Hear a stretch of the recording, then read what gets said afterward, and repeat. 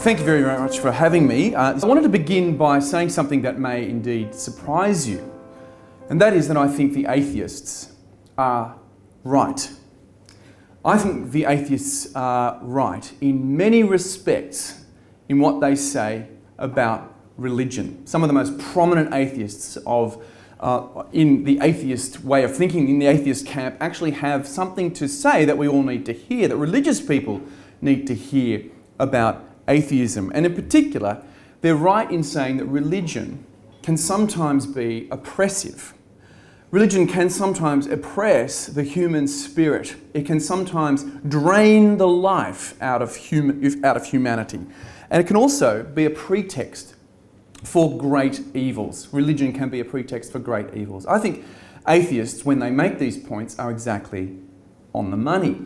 In fact, the great atheists of the 19th century, the fathers of contemporary atheism, Marx and Nietzsche, Friedrich Nietzsche, the great German philosopher, Marx, of course, the father of communism, and Freud, the Austrian father of psychoanalysis, were right in some of the things they observed in the way in which religion crushes the human spirit. It can do that. Marx said that religion was the opiate of the people. Remember that famous quotation? He said, it was the sigh of the oppressed creature. That's religion, the sigh of the oppressed creature. Religion was a device, he thought, used by the upper classes to subdue and suppress without having to use weapons and force the lower classes, to keep them alienated from their labour, to keep class warfare from happening. For Nietzsche, he of the great big moustache and walks in the Swiss Alps, a fascinating figure, favourite philosopher later, of course, of the Nazis. For him, religion was an expression of the will to power of the priestly class, subduing the human spirit. And he thought particularly Christianity was a religion of wimps, and ought to be done with, because if you wanted to become a Superman, the real person that is dying to get out of you, then you should get rid of religion, and especially Christianity. For Freud, you might remember Freud, the father of psychoanalysis, as I said, from Austria. He said religion was a kind of wish fulfillment, exactly what we wish were true, but he also saw it as suppressing humanity, especially in terms of sexuality. So Freud unmasked, he thought, religion in terms of sexuality and oppressing the sexual instinct. They're in many ways, of course, right. One only has to think of the Taliban and the regime the Taliban in Afghanistan put up that suppressed the education and indeed the self-expression of women at almost every turn, putting women in sacks to walk around so no one could see them, and shutting schools for girls.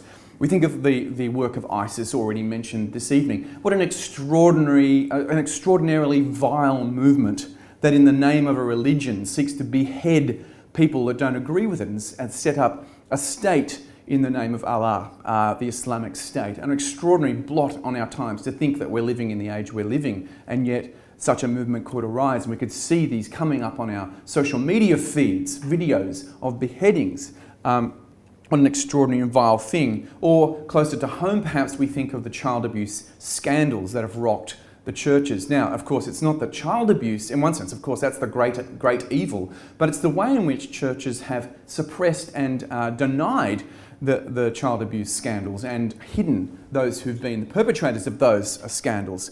We think of people like the Westboro Baptist Church, who, even though they're only a group of 50 or so, parade and picket various events in America with their great signs, God hates fags and all the rest, the kind of just nastiness, the dripping bile that comes out of the mouths of these people in the name of their religion. Or even closer to home, here in Adelaide, your Rundle Street preachers. Again, a kind of nasty, aggressive manner that these people have as you walk past in public, infecting the public space with their religious extremism. We think of religion, when we think of religion like that, we can only agree, surely, that it is oppressive of the human spirit, that it is something we would be better off without.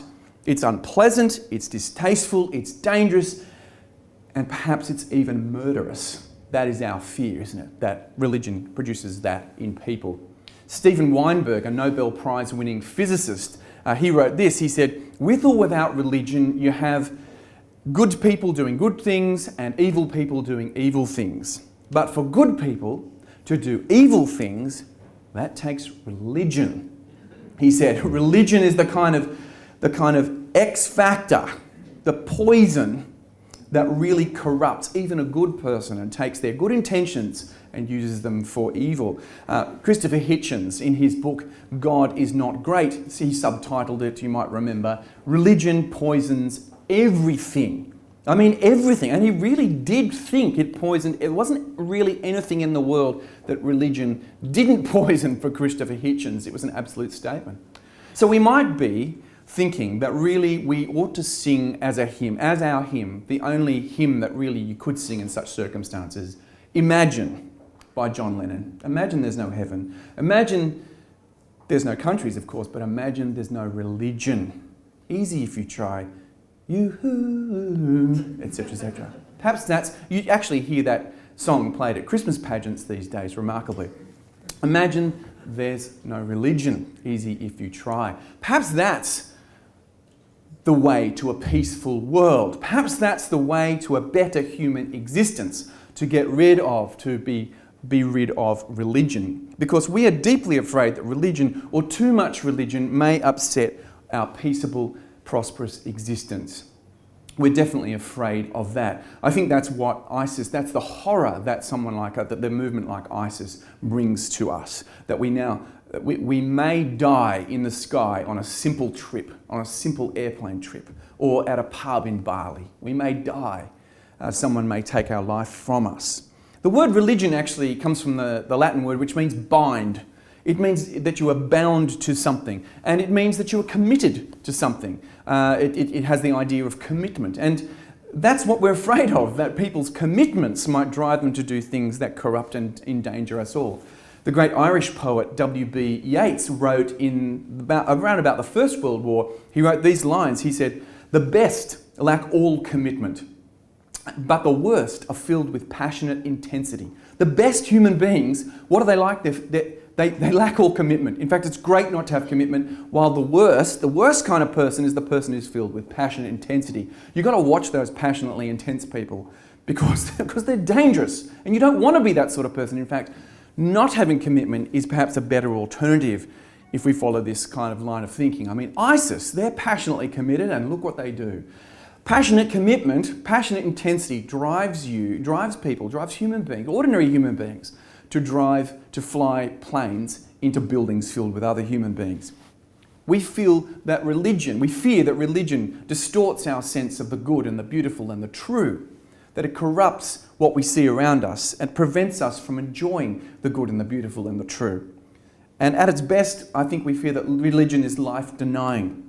Perhaps we fear that if we become religious, that we will not see what is good and true and beautiful in human life, that it will be like shuffling off to the nursing home before our time, that we will lose our sensation of the beauty and goodness of human life. But we also fear the religious spirit in others, don't we? The murderousness, that fear that we see in others, that they may wreck our lives or our comfort, that they may shout at us in the street, they may disturb us, they might be filled with bigotry and hatred or kill us because of their religious ideas. And what are our responses? Well, I think there are two typical responses to this. And the first one is to take John Lennon seriously and say, yes, let's imagine no religion. Let's get rid of religion, let's ban it. Let's make sure there is no religion. In fact, by getting rid of religion, we might actually release the human spirit to be something other than it is with religion there. And this, of course, has been tried in the 20th century in a number of countries in the world. And yet the problem has been in those countries that have tried to live without religion, that really human beings haven't treated each other any better. If anything, without religion, they've treated each other far worse. We see that in countries even today that have withdrawn, as I've said, it's not that we're going to be a secular state, we're going to try and actively suppress religion of all kinds, that really human beings don't treat each other any better. So perhaps the problem is not religion, but human beings and what they do in any case. The other thing is that human religiosity is very persistent, so that when you ban religion legally, you actually can't get rid of it. Religion persists. In fact, if anything, the countries where religion has been banned are the place where religion has flourished all the more. I would say that the centre of world Christianity, if it's not Africa, it's certainly China. At the moment, the place where it's officially, well, there is some official Christian religion, but where that hasn't been the case for a very long time. If anything, the church has flourished, Christianity itself has flourished where it's been persecuted the most. Human religiosity is very persistent. You can't just get rid of it. The second way you might get rid of religion or deal with this problem of religion poisoning everything, if that's what you think, is to perhaps say, I'm not religious, but I'm spiritual.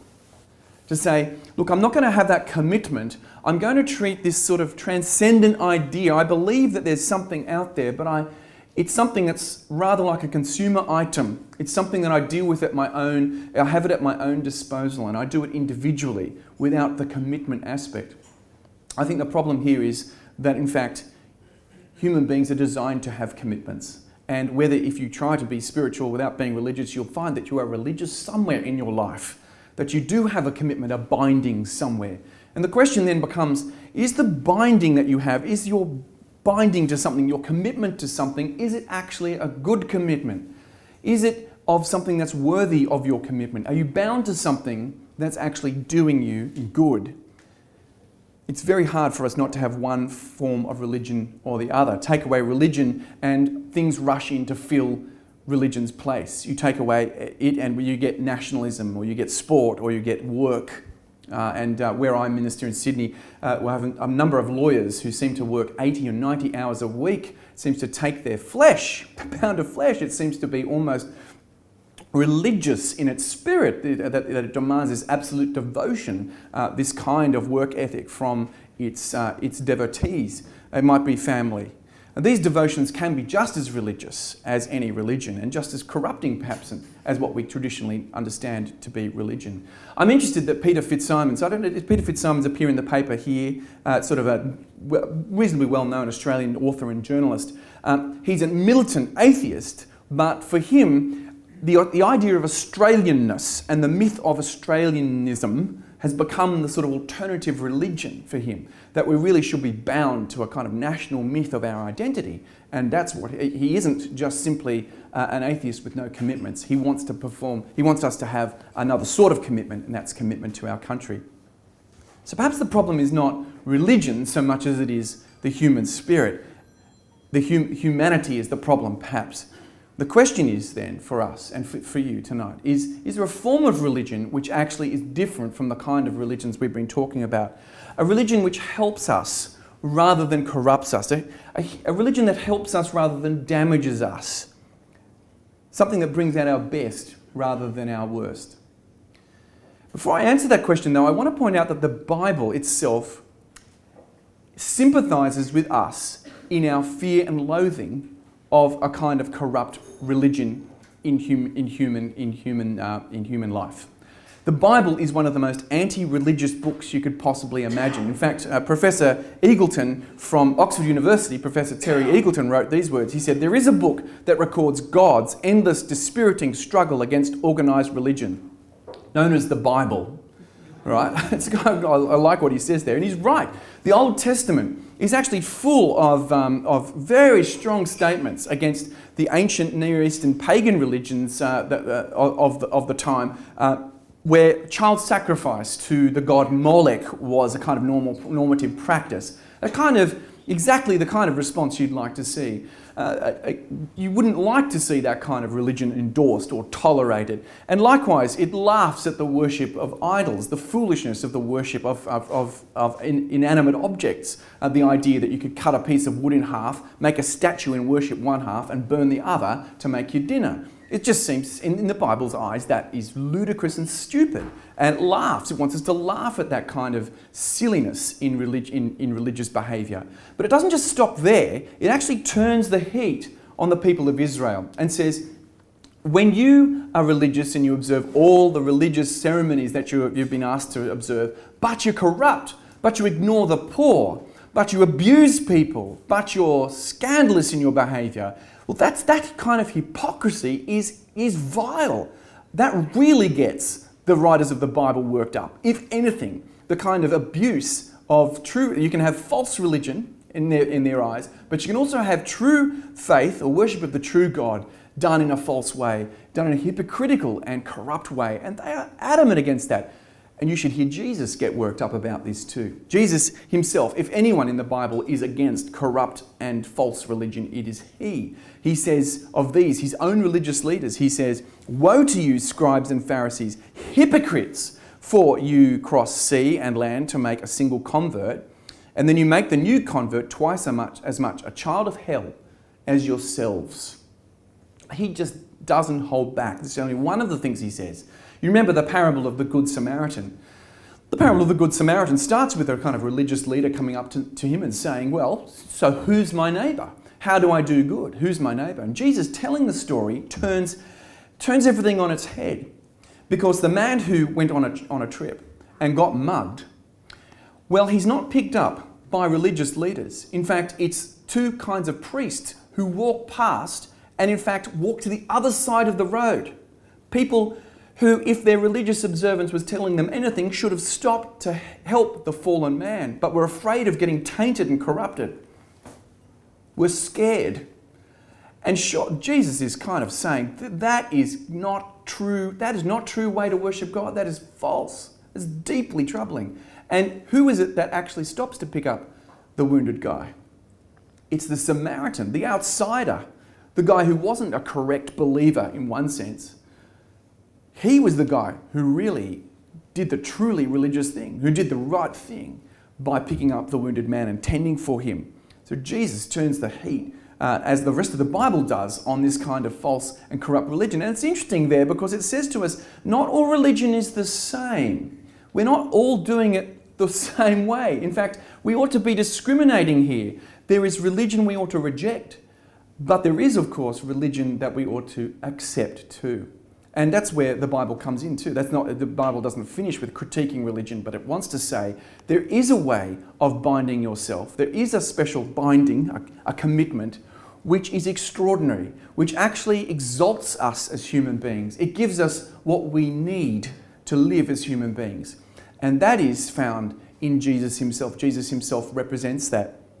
Christianity presents for us a unique form of religion because it tells a story not of us binding ourselves to God in some way that we invent, but of God himself binding himself to us. In one sense, the Christian faith tells the story of God's religion, of God's binding himself to human beings in the form of his Son, in the form of Jesus, not standing far off from human beings, but mucking in with human beings and in the end dying for them. If we're to look for a religion with which we will be better off, then Jesus gives us something extraordinary. Like many religions, Christianity tells of a creator God. It tells of a God who made the world good and ordered. It tells us of the one who is infinite in power and strength and transcendent and mysterious. But it also tells us that God became one of us, walked with human feet, ate with a human mouth and teeth, spoke with human lips, sweated human sweat, and ultimately bled human blood.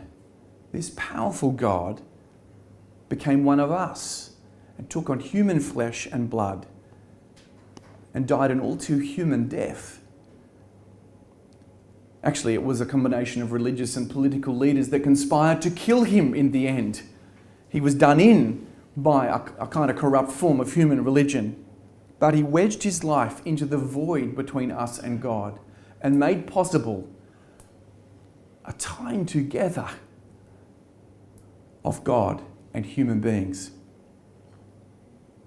This is the difference, because in Jesus we see the desire of God for human beings to flourish and thrive. We meet there a God whose name is love. As the good old Australian poet, not Banjo Patterson, said, Les Murray, a guy called Les Murray said, and not the guy who comments on the football, by the way, this is another one. This guy, he's from Bunya in New South Wales. This guy, Les Murray, wrote this. He said, "The true God gives his flesh and blood Idols, false gods in other words, demand yours off you.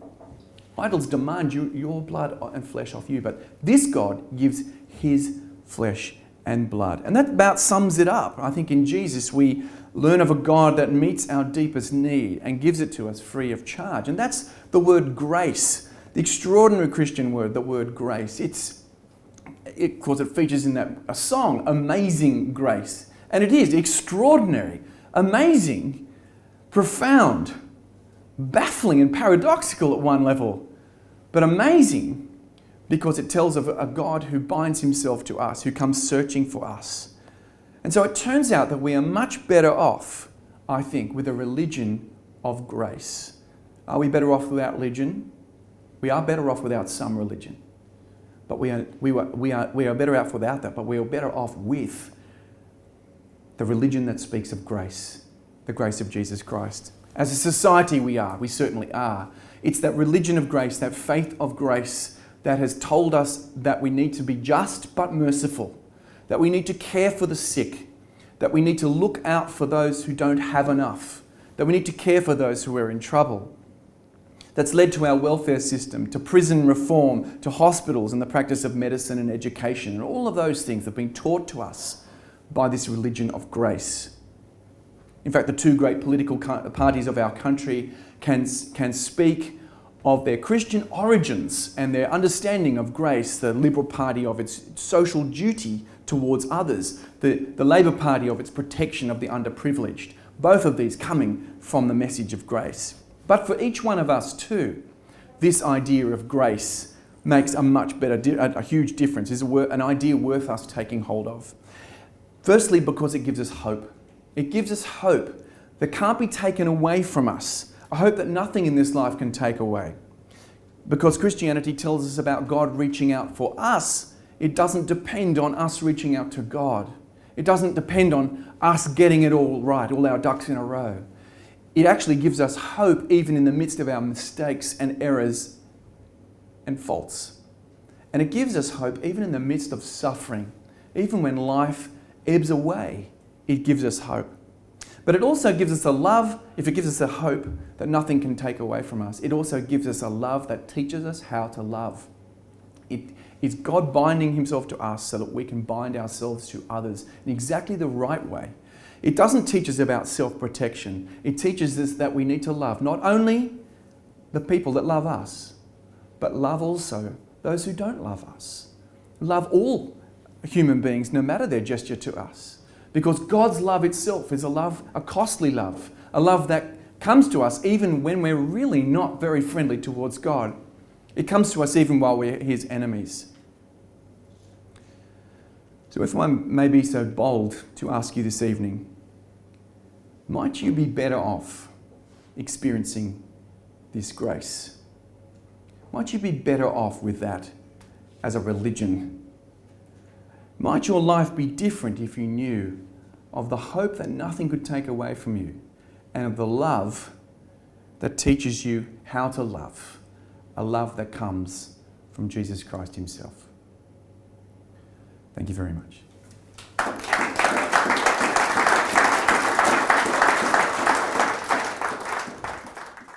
First of all, a sort of a major question was, why do you have to adopt a religion of grace to be a nice human being? Why can't you just be a humanist and do what you're talking about? Why do you have to...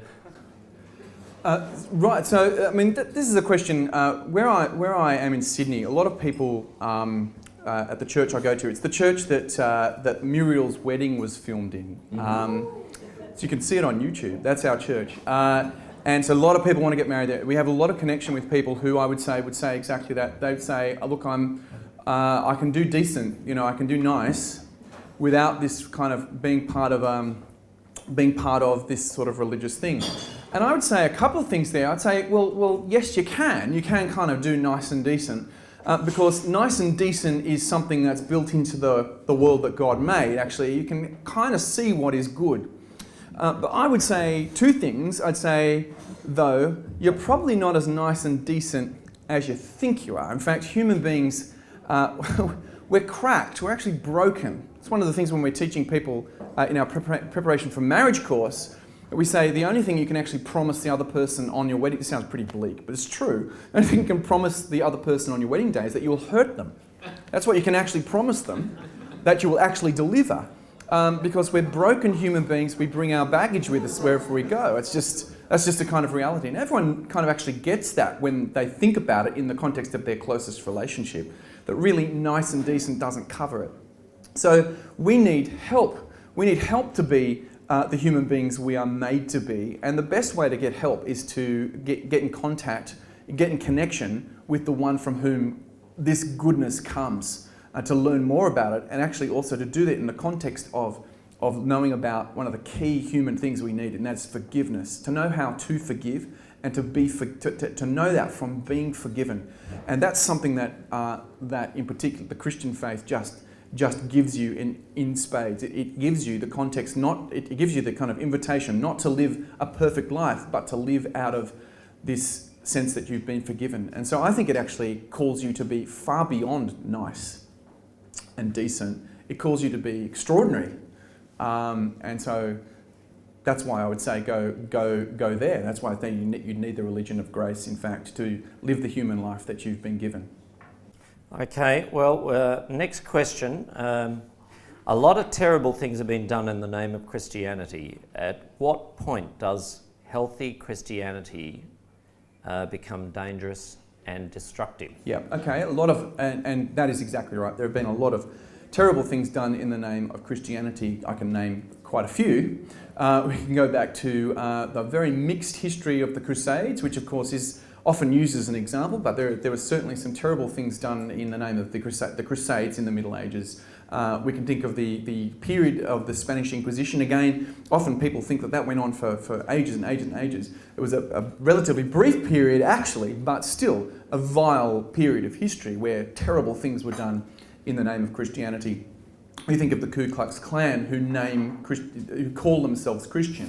And of course they burn crosses, they spread racist bile in the name of Christianity. Likewise, I mentioned earlier Westboro Baptist Church, and it's kind of again using Christianity, employing Christian themes, saying that it reads the Bible, doing terrible, evil, disgusting, vile things that any normal, ordinary human being recognises to be such. So the question is, when does Christianity then flip? You know, is there a switch? Is it kind of rotten to the core? And I think a man like Hitchens, Christopher Hitchens or Richard Dawkins, they would, or as Terry Eagleton I mentioned earlier, he calls them ditchkins, kind of combining them together. Dawkins, he would say, look, basically it's in Christianity's DNA. There's something wrong with the whole thing. And I would say, actually, no, you actually are a poor historian at this point, and you've missed actually the extraordinary benefit and blessing that the church has been in many, many ways. I think what happens is, though, that you got to reckon with the fact that human beings, the problem with human beings, that we actually aren't as nice as we think we are, and that we when we see good, we tend to corrupt it. We tend to find ways to corrupt it. And I think that certainly happened. The great thing about, I can say as a Christian quite safely, is that in all of those evil periods of church history, they've been because of bad theology, bad reading of the Bible, not because people have actually taken the teachings of Jesus seriously. I can say in each of those instances, actually, Christianity wasn't being followed. I don't think I can say the same of every faith in the world, in fact. I think sometimes, I'll leave it at that, actually. I might say in each of those instances, I can point to a way in which the Bible was being mistreated, misused, and in fact the teachings of Jesus ignored, such that Jesus wouldn't recognise what people are calling Christianity being expressed in those instances. So, couldn't you say the same thing about what ISIS have done with their own teachings? Well, it's far more complex when it comes to be respectful and but yet firm here. It's a lot more complex with Islam, which is founded on the notion of jihad. It's founded on a holy war. That's the basis of its founding. And teachings of the Quran are in fact in the most bald sense, as they are read in the most obvious sense, give great cause to something like ISIS. It's a problem that Islam has, that in a way, those, that is not out of keeping with what the Prophet Muhammad teaches. Have you studied other religions, and do you find the same principles running through them? If so, how do you distinguish Christianity as the one, so to speak?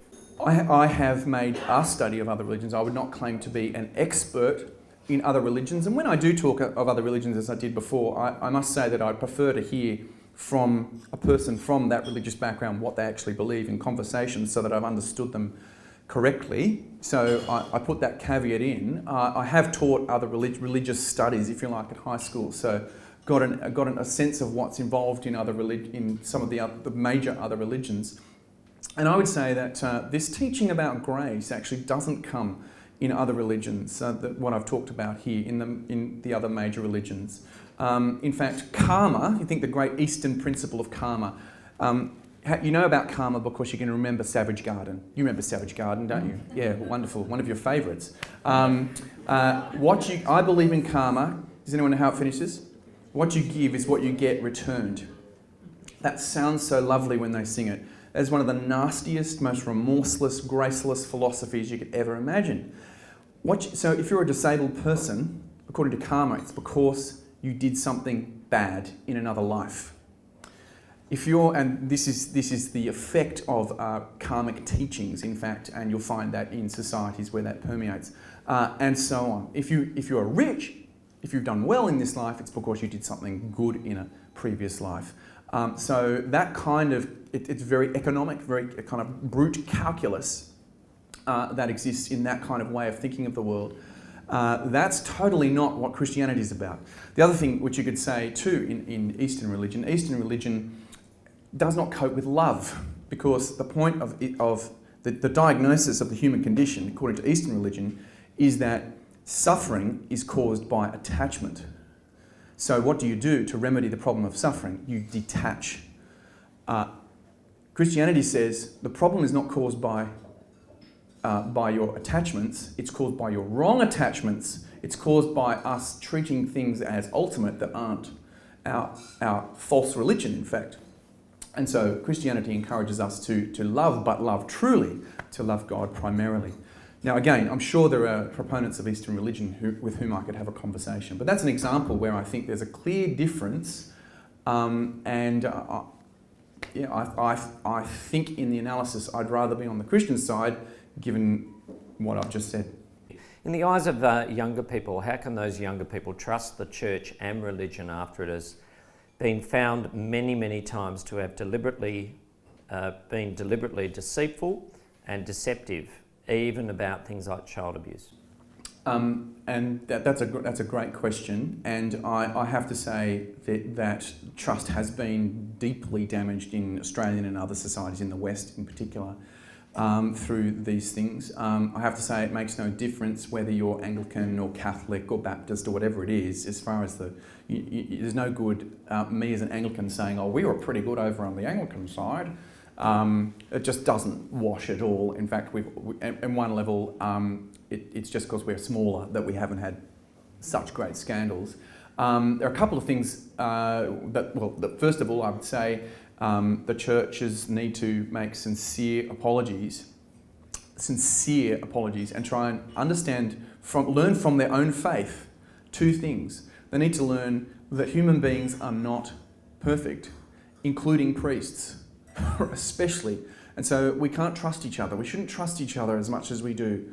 We should be much more careful with one another and with the vulnerable. We must be.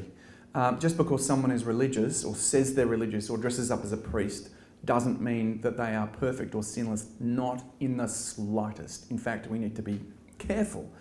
The second thing, and just because we're a religious organisation doesn't mean we're perfect either. In fact, we should have learned from our own faith that human beings are fallible and we need to watch each other. So we should have learnt that. The second thing is we should have learnt from our own faith that we need to seek forgiveness and make reparations and try and make atonement for what has been done. If that costs a lot of money, so be it. But forgiveness needs to be sought And sorrow needs to be accompanied with real actions that prove again that there are people here who are worth trusting. I would also say that this is true of social organisations across the board. It's not just churches. It's kind of like all social institutions, as the Royal Commission is discovering. This isn't just a church thing. This has been true in the Scouting movement, in government institutions as well. So it's worth saying that, just because it isn't kind of like as if the churches are a special, unique case here, but certainly proper apology and proper atonement needs to be made. Yeah, I think probably what most people would say is that they've got the God card that they used and abused with people, as opposed to, say, a scouting group or something else.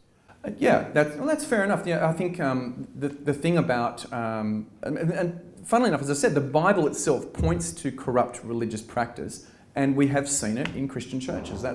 I'm not here to deny that at all. People can use God as a manipulative card that you play with people, and I would say, we just need to be as open and as careful with one another as possible. And all I can say is that in the circles in which I move, there's an enormous amount of resource and time and energy being spent in making sure that there are the proper procedures in place. The amount of paperwork I have to fill in as a rector is extremely boring, but extremely necessary because of this sort of thing. I think it kind of says. However, I would say too that it's partly because people in churches haven't been listening carefully enough to the message that they've been claiming to follow. Okay, which brings us to the next question. Yeah. With the ineffectiveness of the church in general in Australia, so there's a bit of an assumption. There's an assumption that I Yep. challenge. Okay.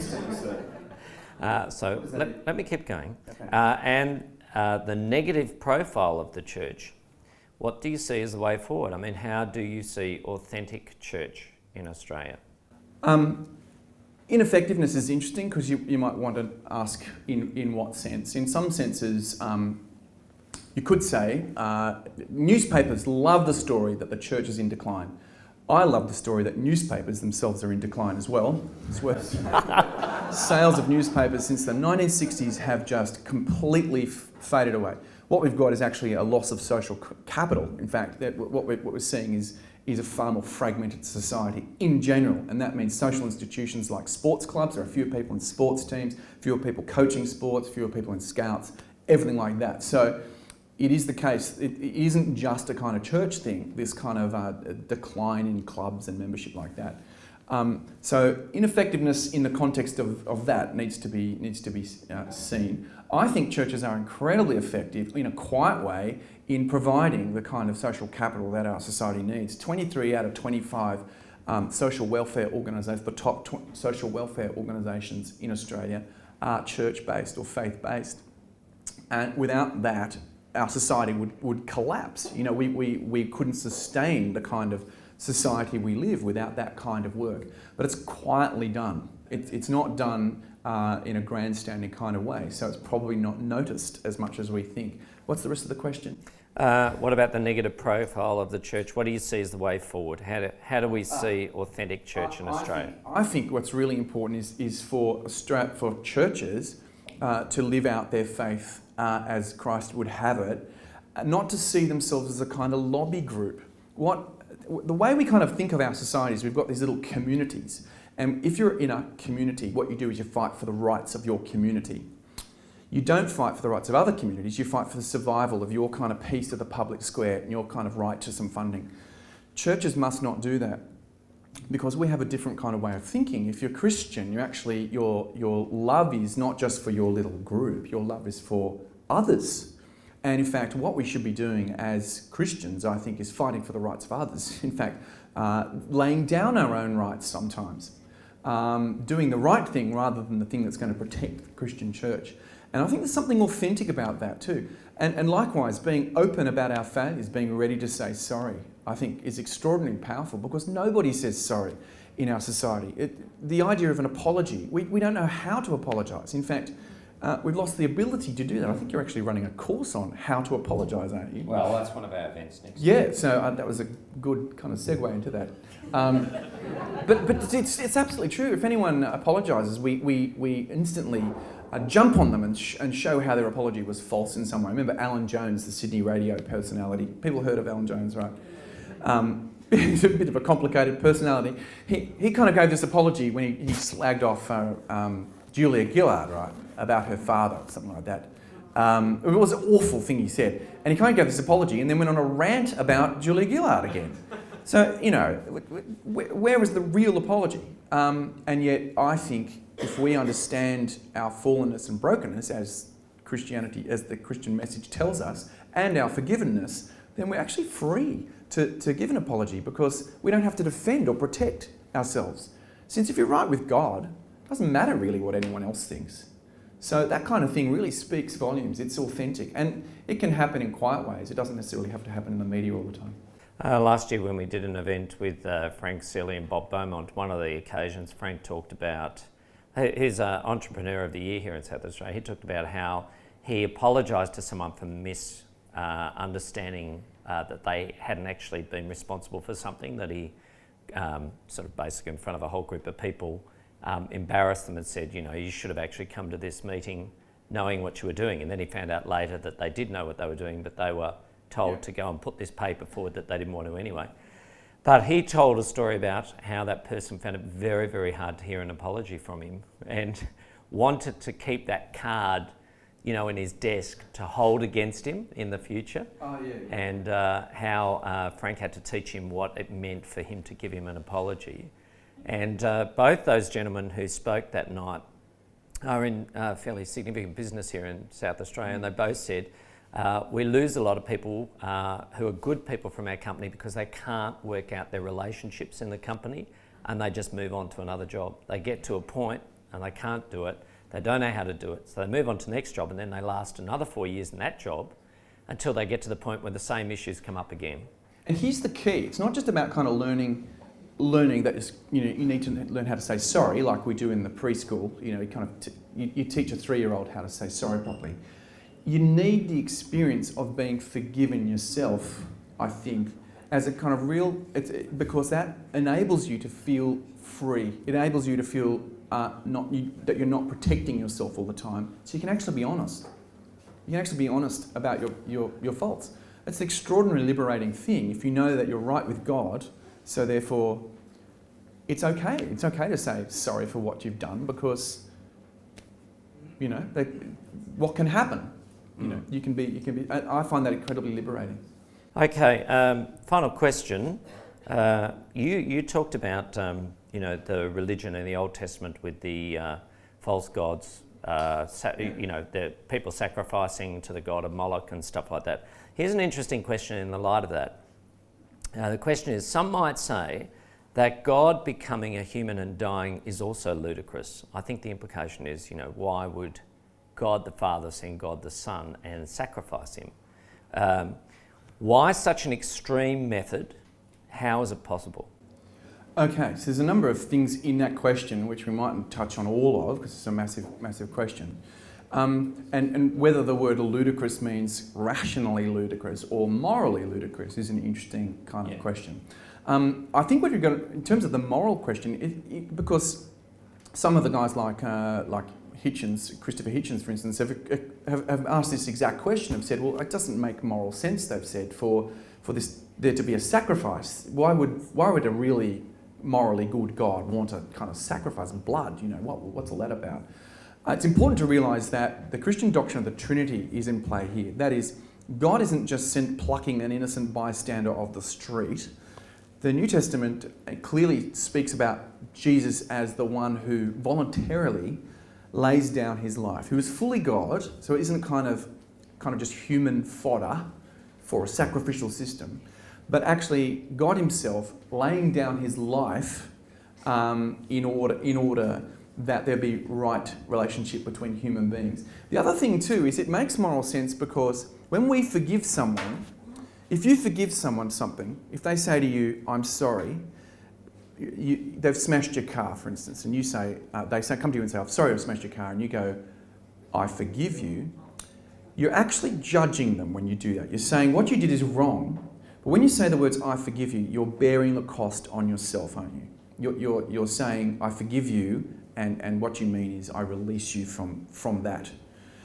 Here, what's happening is exactly the same thing. God is bearing on himself the cost of our sin, as we speak of it, of our wrongdoing, of our enmity with him.